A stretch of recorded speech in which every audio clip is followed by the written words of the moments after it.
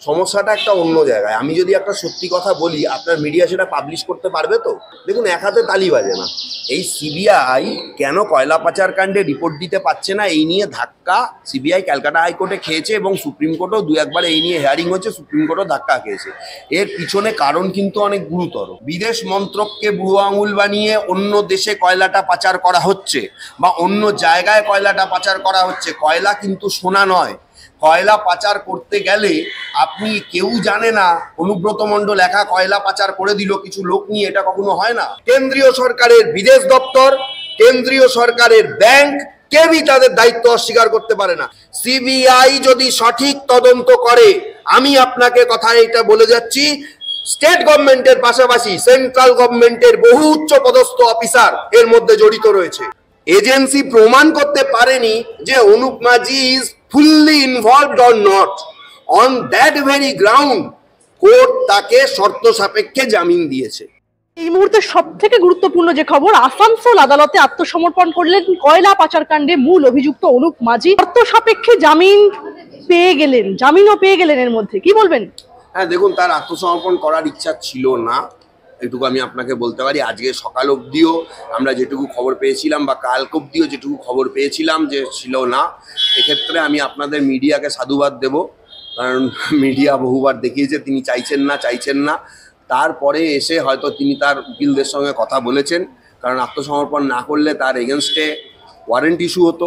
Warrant issue হলে তার স্থান বলা তো যায় না, তার স্থান হয়তো ওই অনুব্রত মণ্ডলের পাশে, ওই আর পাশের ছেলে হতো, দুজনে একসাথে ওইখানে বসে পরবর্তী কয়লা পাচার বা পরবর্তী পাচারের চিন্তাভাবনাগুলো করতে পারতেন।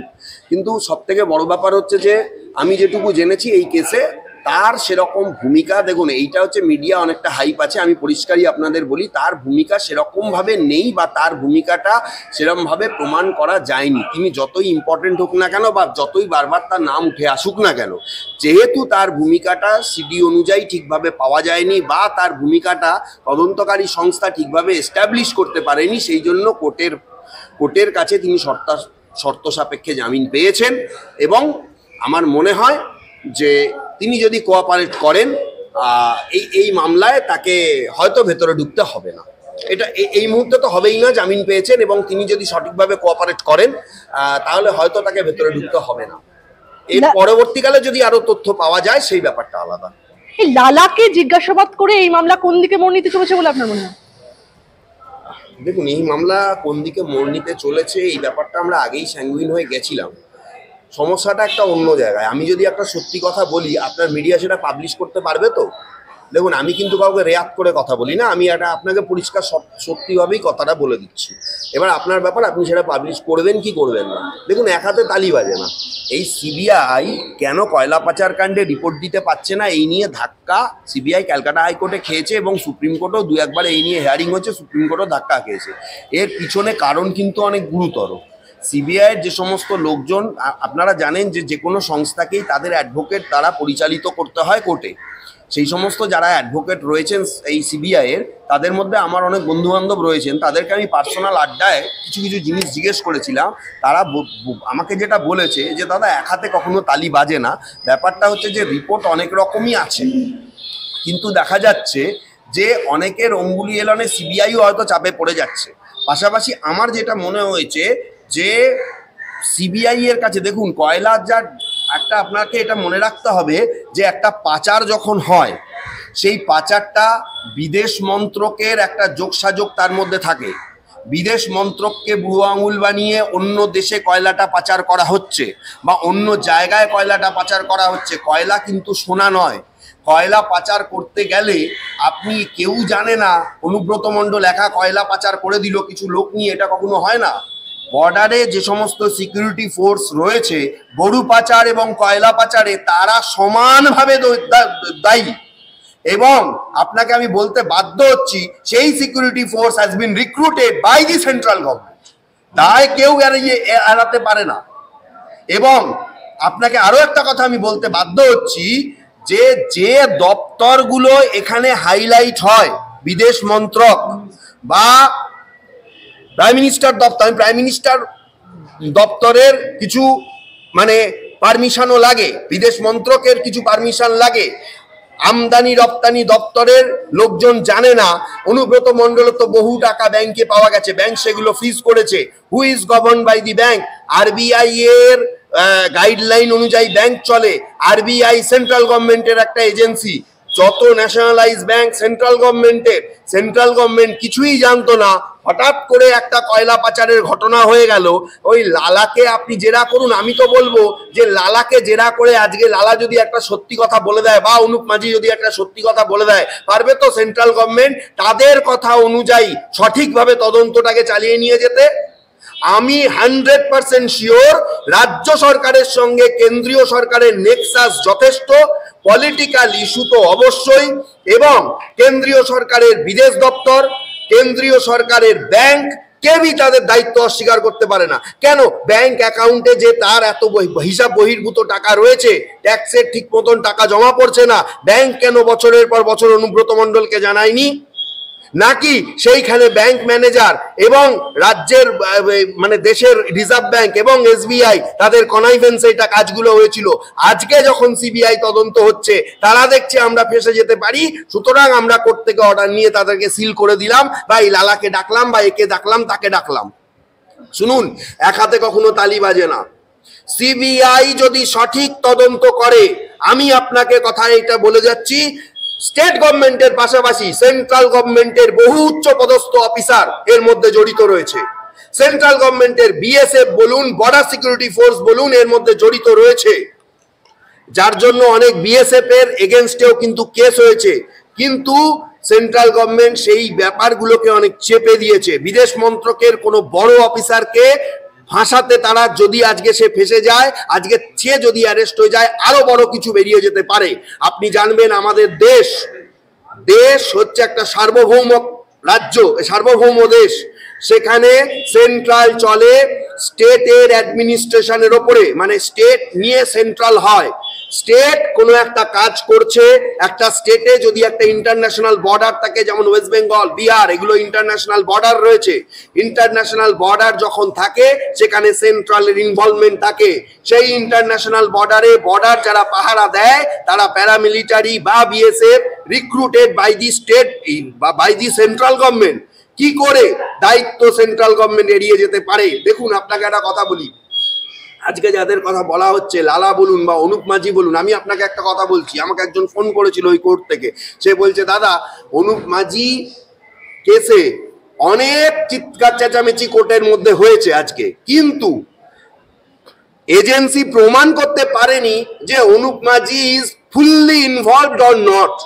On that very ground court তাকে শর্ত সাপেক্ষে জামিন দিয়েছে। তাহলে এজেন্সির যে ফেলিওর নেই এ কথা কেউ বলতে পারে না।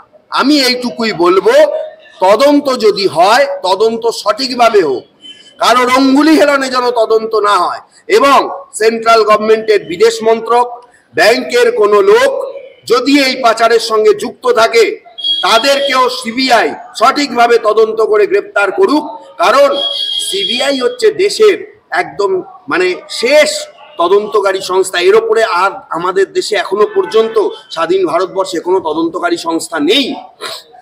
সিবিআই যদি ইনফ্লুয়েন্সড হয়ে যায় তাহলে কিন্তু মানুষের সঙ্গে প্রতারণা হয়ে যাবে, জুডিশিয়ারির সঙ্গে প্রতারণা হয়ে যাবে। আমি সেই জন্য মনে করি যে তদন্ত সঠিকভাবে হোক। লালা কি বলবে তাই নিয়ে আমি একটুও চিন্তিত নই। লালা কোন দিকে ঘোরাতে চাইবে আমি তাই নিয়েও চিন্তিত নই। সিবিআই তদন্ত করছে, সিবিআই এর ওপর যদি ফেথ থাকে, লালা মিথ্যে বললে লালার সামনে বসিয়ে জেরা করা হবে। অনুব্রত মণ্ডলকে যেভাবে ভেতরে ঢোকানো হয়েছে, আপনি একটা কথা বলুন, আজকে কেন অনুপ মাঝির এগেনস্টে অ্যালিগেশনস প্রমাণ করা গেল না? নিশ্চয়ই কোনোভাবে সেই সমস্ত, তাহলে আমি কি বলবো, আপনারা বলছিলেন বা অনেকেই বলেছে অনুপ মাঝি দোষী, অনুপ মাঝির এই আছে, অনুপ মাঝি সেই আছে, তাই আছে, সেই আছে। একজন জজ সাহেব তিনি সমস্ত দেখে বিচার করে আজকে রায় দিয়েছেন এবং তিনি তাকে আজকে অন্তর্বর্তীকালীন জামিনও দিয়েছেন। তাহলে তার দোষ পরিষ্কারভাবে সিডিতে বলুন বা তাদের ইনভেস্টিগেশনে বলুন, পরিষ্কারভাবে কোর্টের সামনে কিন্তু উঠে আসেনি। আমি যদি বলি যে অনুপ মাঝি দোষী, সবার কথা শুনে, মিডিয়ার কথা শুনে বা বিরোধীদের কথা শুনে যদি আজকে বলি যে ওই ব্যক্তিটি দোষী, কিন্তু সেই দোষটা প্রমাণ যদি না হয় তাহলে তো এরকম হাজার অনুপ মাঝি এইভাবে বেরিয়ে যেতে পারে।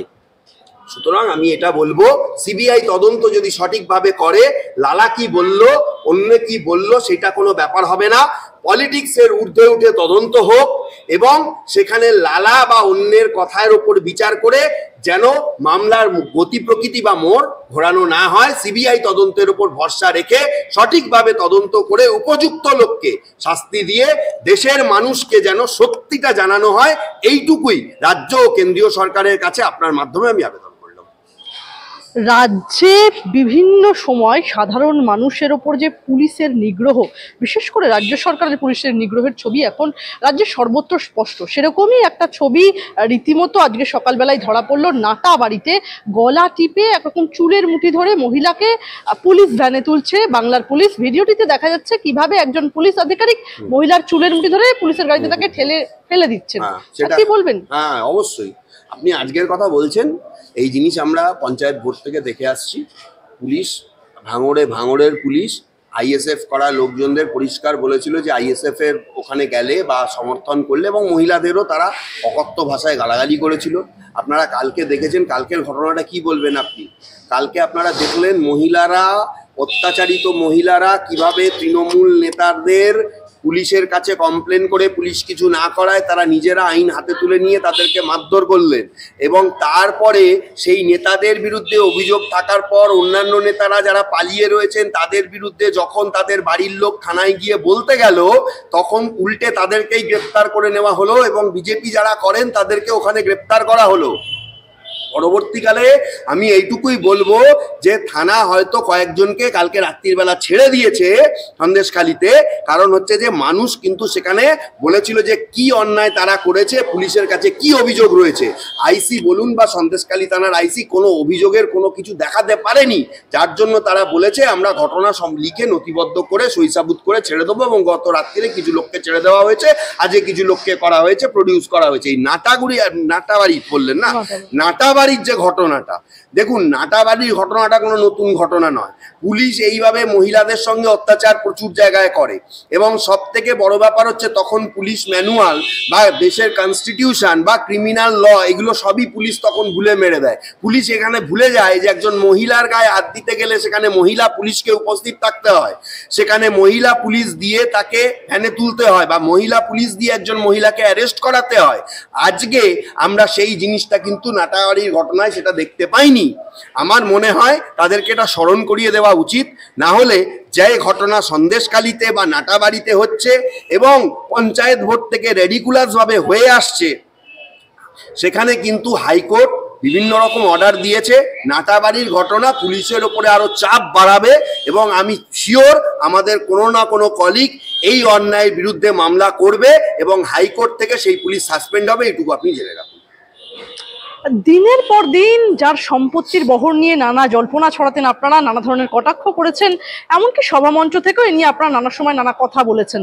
তবে এবারের নির্বাচনের হলফনামায় দেখা গেল তার সম্পত্তির পরিমাণ যা তা দেওয়া হয়েছে তা দেখে তো একদম তৃণমূলের একাধিক বুথ স্তরের নেতারাও লজ্জা পাবে। অভিষেক বন্দ্যোপাধ্যায়ের নামে কোনো গাড়ি বাড়ি স্থাবর সম্পত্তি কিচ্ছু নেই, তার অস্থাবর সম্পত্তির অঙ্ক মাত্র 1,26,20,204 টাকার হলফনামা তাই বলছে। কি বলবেন? দেখুন, ব্যাপারটা হচ্ছে যে ওনারা সমস্ত জায়গাতেই মিথ্যে কথা বলেন, ওনার দলটাই পুরো দাঁড়িয়ে আছে মিথ্যের ওপরে। উনি জানেন যে আমি যদি সত্যি কথাটা বলে দিই তাহলে হাইকোর্টের যে কটা মামলায় ওনার ওপর রক্ষা কবচ দেওয়া আছে সব কটা রক্ষা কবচ এখন উঠে যেতে পারে, বা ওনার ওপর আরও 10-12টা মামলা হয়ে যেতে পারে।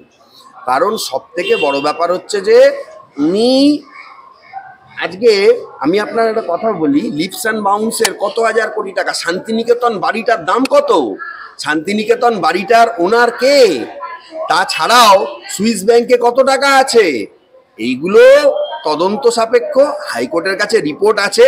আমি সেই জন্য কিছু বলি না, কারণ আমরা এভিডেন্স নিয়ে কাজকর্ম করি বলে আমি এইসব ব্যাপারে লিস্ট ইন্টারেস্টেড। নির্বাচন কমিশনের উচিত এইগুলো ভেরিফাই করে দেখা, কারণ নির্বাচন কমিশনও তো একটা জায়গায় পরিষ্কার বলা আছে নির্বাচন কমিশনে যে যদি কেউ মিথ্যে হলফনামা ফাইল করে নির্বাচন কমিশন তার বিরুদ্ধে ব্যবস্থা নিতে পারবে। তাহলে যদি নির্বাচন কমিশনের কাছে এই হলফনামা প্রকাশ হয়েছে, কেন তার বিরুদ্ধে ব্যবস্থা নেওয়া হচ্ছে না আমি জানি না। আমার মনে হয় মামলা হবে। এবং এই মিথ্যে কথা, দেখুন একটা কথা, ব্যাপারটা হচ্ছে যে এইগুলো হচ্ছে যে একটা যেহেতু তার দলের নেত্রী দাবি করেন যে সততার প্রতীক, তিনি তার ভাইপো, সুতরাং তাকেও তো একটা জায়গা দেখাতে হবে। যদিও এখন আমার মনে হয়েছে যে দিদির সঙ্গে অভিষেক বন্দ্যোপাধ্যায়ের সম্পর্ক মনে হয় খুব একটা ভালো নয়। একসঙ্গে দুজনকে সহমঞ্চে অন্তত এই লোকসভা ভোটের কোনো বুথের প্রচারে আমরা অন্তত দেখতে পাইনি। ডায়মন্ড হারবারে ভোট তো প্রায় চলেই এলো, এখনো পর্যন্ত দুজনকে একসাথে প্রচার আমি অন্তত দেখতে পাইনি। যাই হোক, তো আমার একটা বক্তব্য এখানে যে ওনার সম্পত্তি কত সেটা সারা বাংলার লোক জানে, মোটামুটি জানে। শান্তিনিকেতনের ওই বাড়িটার দামই কয়েক কোটি টাকা, মানে কয়েকশো কোটি টাকা। তাছাড়াও এসএসসি বলুন, প্রাইমারি বলুন, টেট বলুন, এই সমস্ত পরীক্ষার যত ইললিগাল টাকা পয়সা নেওয়া হয়েছে এবং তাতে চাকরি দেওয়া হয়েছে তার একটা অংশ তার কাছে আছে। পরিষ্কার এটা ডেলিভারেট, কারণ সিবিআই এই ধরনের তথ্য দিয়েছে। শাহজাহানের টাকা তার কাছে রয়েছে, সেটাও সিবিআই হাইকোর্টে তথ্য দিয়েছে, এগুলো আমি কোনো বানিয়ে বলছি না। সুতরাং আজকে সে ডেলিভারের মিথ্যে কথা বলছে, এটা তাদের দলের একটা টিআরপি। কে কত ভালো মিথ্যে কথা বলতে পারে, এবং দলের বড় বড় নেতারা যদি বড় বড় মিথ্যে কথা না বলতে পারে তাহলে ছোট নেতারা বুস্ট আপ পাবে কি করে? এটা সেই জন্য তিনি সেই জায়গায় পথ দেখিয়েছেন। কিন্তু মানুষ যদি সচেতন থাকে 4 তারিখ তার জবাবটা মানুষ তাকে দিয়ে দেবে। এবং আমার মনে হয় ডায়মন্ড হারবারে তার অবস্থা এই বছর টলমল আছে। সুতরাং মানে তিনি এখন এইটাই চিন্তা করুক যে ওই সমস্ত হলফনামা বা কিছু যেগুলো দিয়েছে এইগুলো নিয়ে এগুলো ঠিকঠাক করুক। মানে তার তখন সব দিকে উভয় সংকট, কোর্টে মামলা চলছে, রক্ষা কবচ, তাকে পরিষ্কার বলা আছে হ্যাঁ এই মুহূর্তে এই হয়তো লোকসভা ভোটের সময়টা ডাকতে পারবে না, কিন্তু তারপরেও তাকে ডাকতে পারবে। এবং এই মিথ্যে হলফনামা দেওয়ার জন্য তার বিরুদ্ধে নির্বাচন কমিশনও কিন্তু কোনো স্টেপ নিতে পারে, যেটা নির্বাচন কমিশনের সনদে বলা রয়েছে। সুতরাং তিনি যে এই হলফনামা দিয়ে বেঁচে যাবেন বা মিথ্যে বলে তিনি যে বেরিয়ে যাবেন সেই সুযোগ নেই। আমার ধারণা যে নির্বাচন কমিশন উপযুক্ত সময় ব্যবস্থা নেবে। হলফনামা বলছে অভিষেক বন্দ্যোপাধ্যায়ের সোনার পরিমাণ 2 লাখ টাকা আর রূপোর পরিমাণ 3,340 টাকা। কি বলবেন? আর রুজিরা বন্দ্যোপাধ্যায়, অভিষেক বন্দ্যোপাধ্যায়ের স্ত্রী, সেই রুজিরা বন্দ্যোপাধ্যায়ের সোনা ও রূপো রয়েছে টোটাল 45,70,382 টাকা। একদিকে অভিষেক বন্দ্যোপাধ্যায়ের 2,03,340 টাকার সোনার পরিমাণ, আর রুজিরা বন্দ্যোপাধ্যায়ের 45,70,382 টাকার সোনার পরিমাণ। কি বলবেন? ওনাকে একটা সেই জন্য কত টাকার জন্য ধরা হয়েছিল, ওই টাকাটা অবশ্য প্রচার হয়নি সেই এয়ারপোর্টে, তারপরে বসিয়ে রাখা হয়েছিল কত ঘন্টা, তারপরে ছেড়ে দেওয়া হয়েছিল। দেখুন এইগুলো ব্যাপার হচ্ছে যে আমি কি বলবো বলুন তো, এইগুলো হচ্ছে যে মানে এইগুলো আমার কি আদৌ কিছু বলার রয়েছে? সাধারণ মানুষ তো পরিষ্কার বুঝতে পারছে। দেখুন এগুলো আমি একটা কথা বলি, এগুলো নিজের সঙ্গে নিজের প্রবঞ্চনা, নিজের সঙ্গে নিজের দলের সঙ্গে নিজের প্রবঞ্চনা। যে একজন নেতা সে তাকে এত ডেলিভারেট, সে প্রতিদিন মঞ্চে ওঠে মিথ্যে কথা বলে, তার দলের স্কিম নিয়ে সে মিথ্যে কথা বলে, তার দলের বিভিন্ন রকম কাজকর্ম নিয়ে সে প্রত্যেক দিন ডেলিভারেট মিথ্যে কথা বলে। তারপরেও আবার সে তার এত সোনা আছে, এত রূপো আছে, এই আছে সেই আছে, যেগুলো সে দেখাচ্ছে সম্পূর্ণ একটা মিথ্যে অভিযোগ, মানে মিথ্যে কথা দিয়ে এই হলফনামাটাকে সাজানো হয়েছে। তার যে শাহজাহান, তার যে বাড়ি শান্তিনিকেতন, অ্যাকচুয়ালি ব্যাপারটা হচ্ছে কি জানেন তো, ব্যাপারটা হচ্ছে যে নেতা মন্ত্রীরা, আপনাকে একটা জিনিস বুঝতে হবে, আমাদের ভারতবর্ষের একটা কালচার হচ্ছে কি জানেন তো, নেতা মন্ত্রীরা না নিজের নামে কোনো কিছু রাখতে চান না। এটা একটা ব্যাপার। উনি জানেন যে আমার ওপর কেস হতে পারে, আমার ওপর এই হতে পারে, আমার ওপর সিবিআই তদন্ত হতে পারে, যেগুলো ডেলিভারেটলি হচ্ছেও। সুতরাং সেগুলো যেন আমার কাছ থেকে ডাইরেক্ট না পাওয়া যায়। যার প্রধান উদাহরণই হচ্ছে আমাদের পার্থ চট্টোপাধ্যায়। দেখুন এত 1000 কোটি টাকা উদ্ধার হয়েছিল, কিন্তু তার ডাইরেক্ট নামে কিন্তু কিছু পাওয়া যায়নি। এবং সেই পয়েন্টটা কিন্তু তার লয়াররা বারবার, তার যতবার জামিনের আবেদন হয়েছে এই পয়েন্টটাই বোঝায় তার নামে কি পাওয়া গেছে। এগুলো তারা একটা জায়গা তৈরি করে রাখে, আপনি হয়তো খুঁজলেও এইরকমই পাবেন। কিন্তু ব্যাপার হচ্ছে যে বেনামে এদের হাজার হাজার কোটি টাকার সোনা রয়েছে, হাজার হাজার কোটি টাকার মালিকেরা, এবং আত্মসাৎ করছে মানুষের ট্যাক্সের পয়সায়। এরা হচ্ছে রাজ্য সরকারের নামে, এরা মানে নিজেদের মন্ত্রিসভাকে জেলে যাওয়া থেকে বাঁচানোর জন্য সওয়াল করে, অথচ যারা জেনুইন ক্যান্ডিডেট তাদের জন্য কোনো কিছুই বলে না। এদের লয়াররা সেইভাবেই বক্তব্যগুলো রেখেছিলেন। পাশাপাশি আমার মনে হয় যে এই অভিষেক বন্দ্যোপাধ্যায় তিনি মানুষকে ডেলিবারেটলি মিথ্যে কথা বলে গেছেন, প্রথম থেকে মিথ্যেভাবে তিনি ভাষণ দিয়ে গেছেন, এবং আজকে যদি তার মিথ্যের জায়গাটাকে তিনি যদি না তুলে ধরতে পারেন, না হাইলাইট করতে পারেন, তাহলে হয়তো তিনি জীবন যুদ্ধে অনেকটা পিছিয়ে পড়বেন, তার রাজনৈতিক জায়গা থেকে অনেকটা পিছিয়ে পড়বেন। কারণ আজকে যদি তিনি বলে দেন আমি এত হাজার কোটি টাকার মালিক বা এত কিছুর মালিক, তখন হয়তো তার দলের মধ্যে এটা নিয়ে একটা গুঞ্জন শুরু হবে এবং সেইটা নিয়ে বিরোধীরাও হয়তো অনেক কিছু বলবে। সেই জন্য তিনি ভেবেছেন যে কম করে বলা ভালো, কম করে বললে তাহলে ওরা বলবে যে মিথ্যে কথা বলছে বা কি বলছে, তদন্ত হবে, তার মধ্যে রিপোর্ট হবে, মামলা হবে, কেস হবে, যাই হবে হবে। আবার রাজ্য সরকারের পুলিশ তারাও অনেকদিন ঘুরিয়ে দেবে, তার মধ্যে ভোট প্রচার শেষ হয়ে যাবে, ব্যাপারগুলো নিয়ে থেমে যাবে এবং নির্বাচন কমিশনও অতটা মাথা ঘামাবে না, সাধারণ মানুষ হয়তো কিছুটা মাথা ঘামাবে। অ্যাকচুয়াল ব্যাপার হচ্ছে যে এরা এই সমস্ত অনেক অঙ্ক চিন্তা করেন, করে ওনারা এই সমস্ত তথ্যগুলো দেন। নির্বাচন কমিশন, দেখুন একটা কথা বলা হচ্ছে, আমাদের দেশ তো অনেক বড়। অ্যাকচুয়ালি এটা অভিষেক ব্যানার্জির দোষ এটা আমি বলবো না, তার কারণ হচ্ছে যে আমাদের দেশে যত নির্বাচন হয়েছে সেই স্বাধীনতার পর থেকে শুরু করে বহু লোকই এরকম মিথ্যে এফিডেভিট দিয়েছে, তার বিরুদ্ধে প্র্যাকটিক্যালি নির্বাচন কমিশন ব্যবস্থা কিছুই নেয়নি। তারা জানে যে তারা পার পেয়ে যাবে। এসএসসির ব্যাপারটাও তাই ছিল, তারা জানে যে ডেলিভারেট ফ্রড করে, ডেলিভারেট মিথ্যেবাদী কাজ করে, ডেলিভারেট উল্টোপাল্টা কাজ করে, মানুষকে বঞ্চিত করে, মানুষের ট্যাক্সের টাকা নয় ছয় করে তাদের কিছু হবে না, কারণ তারা রুলিং পার্টির, তারা একটা বড় জায়গায় বসে রয়েছে। এই জায়গাটা তারা সবসময় মনে করে এসেছে। কিন্তু এখন বিভিন্ন জায়গায় সোশ্যাল মিডিয়া থেকে শুরু করে বিভিন্ন জায়গা এখন খুব স্ট্রং।